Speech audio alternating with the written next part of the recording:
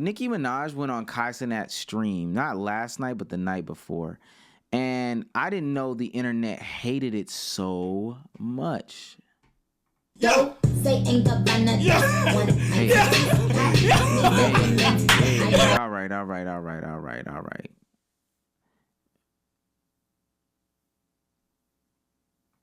Oh, did he cut the music? You just tried to kick me in my face? I thought we was teammates.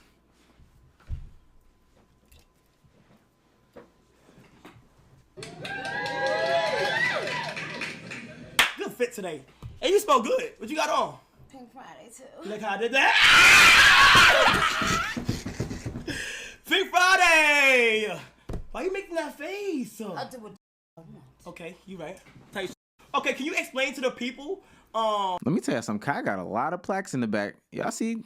Kai got a lot of plaques in the back. No cap. All right. So she went on there. She had a good time. She promoted the album. You know, Nicki's from Queens. Kai is from the Bronx. There's the New York connection. Even the next day, she invites Kai and Phantom to go on stage with her when she performed in Atlanta.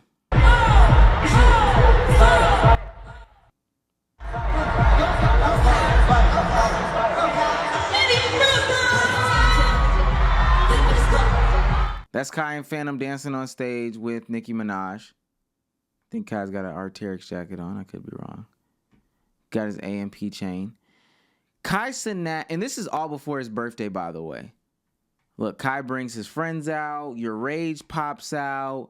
Ty Lil pops out. Chris pops out. His mom. The mom is in the building.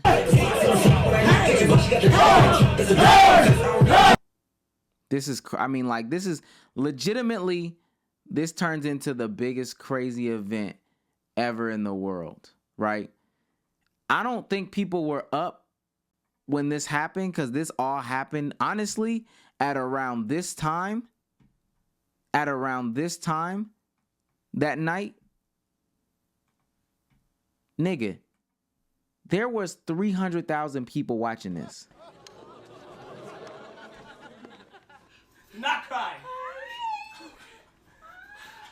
This is his mom and the twin sister. This is my twin sister, Kaya. No cry, no cry.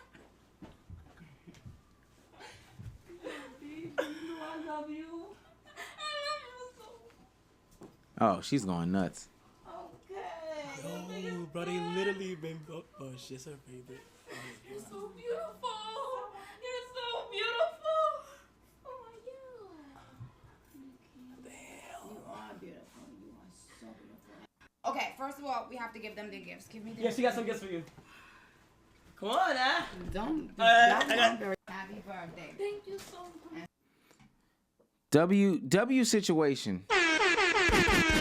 I personally think this is a W situation.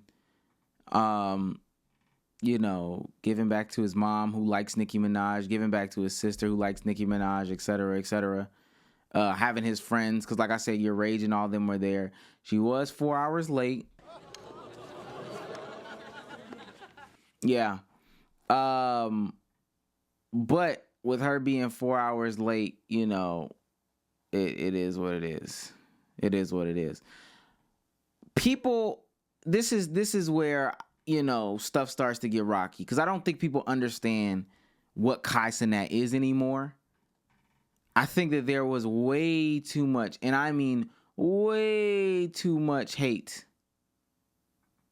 Way too much hate for Nicki Minaj going on Kai Cenat. There was stuff talking about how she's 40 years old, hanging out with Kai Cenat. Why is she around her? Why is she around him, or whatever the case may be?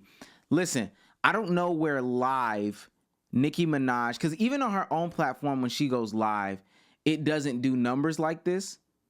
Where can she go live and pull 300,000 people at 3 a.m? Where can she do that? She has a new album out.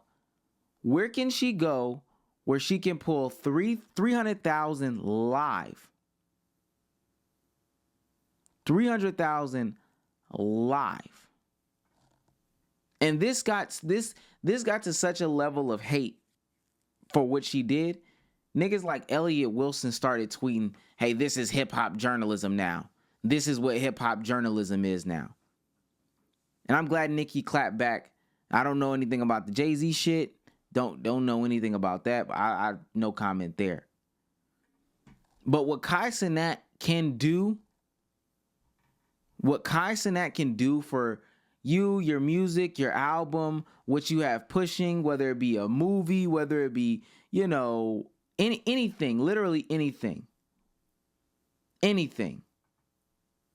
It's to a different level. Literally, it's something that can't be replicated. Like there's no other place. Going to the Breakfast Club isn't cutting it. Like it's just not cutting it no more. That's a washed platform. And I said that. Keeping it 100.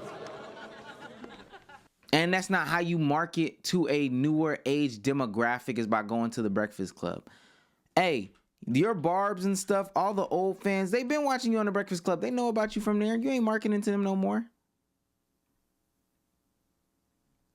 Look at this. 2 million view videos back to back. 2.9 million views. Look at this. This is something that people never thought. This is something that people never thought could happen. Look at that. 1.1 million views in a day. All this came out in the same day. 1.2 million views. The one where he surprised his family got 804,000 views, which I'm almost certain that's probably at 1 million views. It's just the way that it displays on YouTube. 2.9 million views in one day. So we're talking about 305,000 live. 305,000 live. And we have, what is that? 3 point, no, I'm sorry. The math is 2.9 plus 1.2 plus 1.1. That's 5.2 million views from 3 videos in a day, right? And then if we add that one where he surprises his family, that's 804 million views right there. That's 6 million views. 6 million views just on Kai Cenat's channel alone.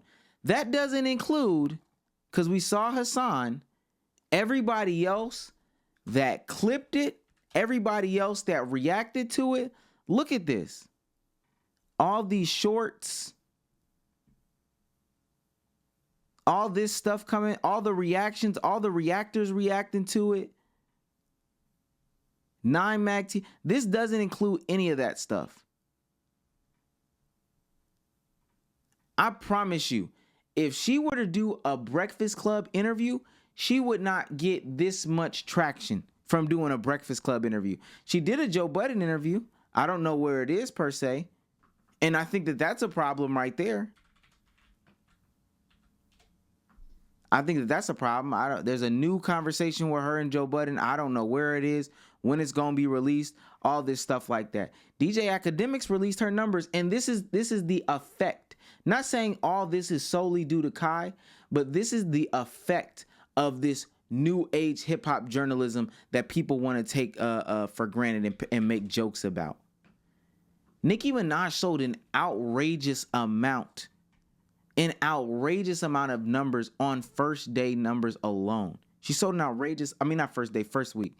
Nicki Minaj's Pink Friday 2 sells 223 first week with an astounding 87K of that 223 being reported as pure album sales.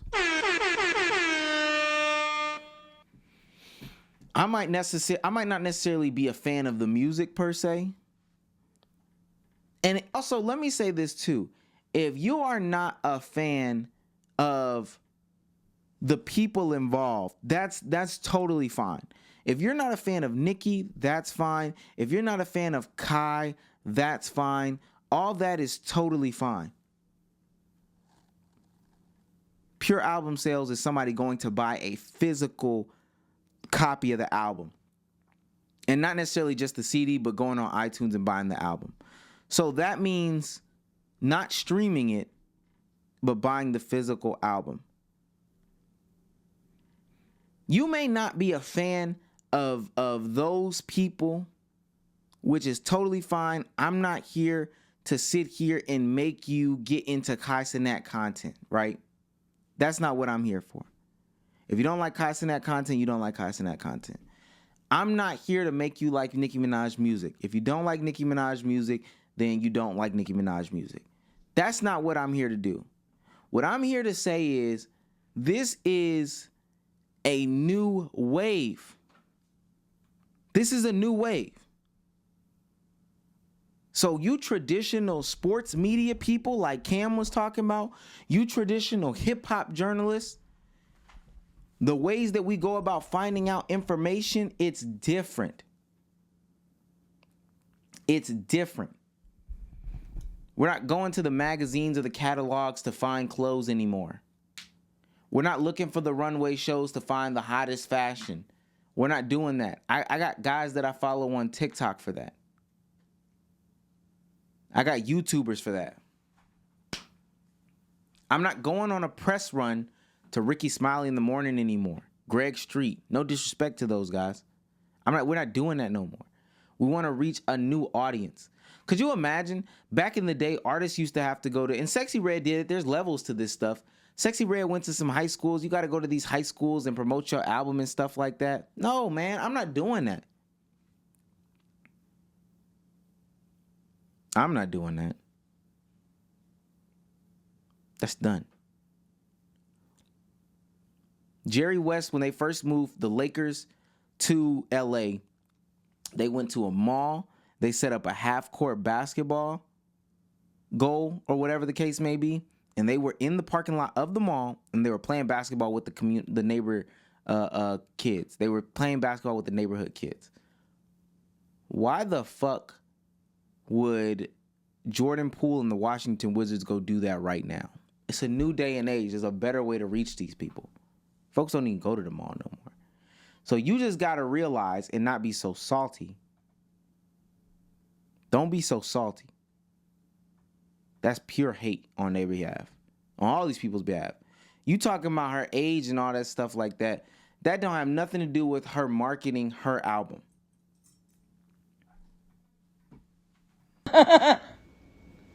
You see, when your pen works,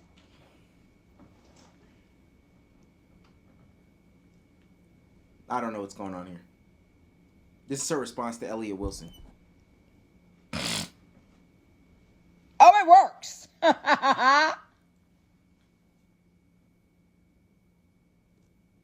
Bust that bussy open, idiot.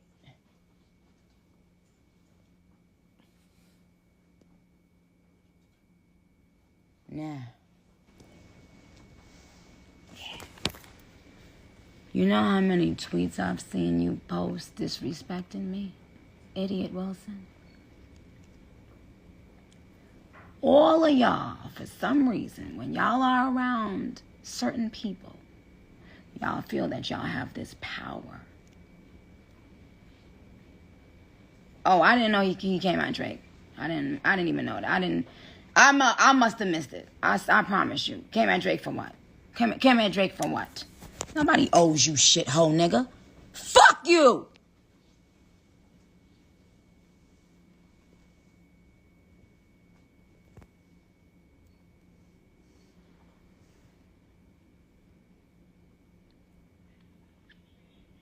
Why? When y'all have an affiliation to Jay-Z in some sort of way, y'all be thinking that y'all can disrespect and violate. I don't know what's going on. That was very strange. That wasn't even the whole video, to be honest with you. But that was crazy. I do want to say this, though, about something that she said. It's the concept of being owed something. Yeah, I guess the Barbs would understand. It's the concept of being owed something. And I'm seeing that with the with the sports media commentators too. And I think that's why Skip Bayless has so much animosity towards LeBron James. Look, just because you spent your whole lives building this platform up to finally be a respected presence in hip hop journalism, etc., now you're coming into a day and age where you feel like people owe you,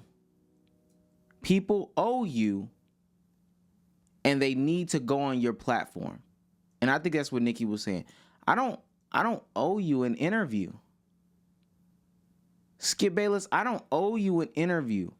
Doris Burke, I don't owe you an interview. I don't owe you guys. Jackie McMullen, I don't owe you anything. I don't owe you that. Just because you've got successful in this space, I don't owe you that. It's a new day and age. I found a new way where I can get my stuff off. Tell my side of the story, so I don't have to give you 16 interviews so we can build a good relationship so you don't skew my words in the local paper like y'all used to do to the stars of the 90s and the 80s. No, I don't have to do that anymore. There's a different way for me to get my voice heard, my story told, my message. So y'all want to sit here and get upset when somebody doesn't want to come and sit down with you? Fuck you. Honestly, fuck you. I don't care to sit down with you. I do not care to sit down with you and talk to you about this stuff. Hey, there's a lit streamer over here who is pulling numbers. He's chill. I don't have to worry about watching what I say for real.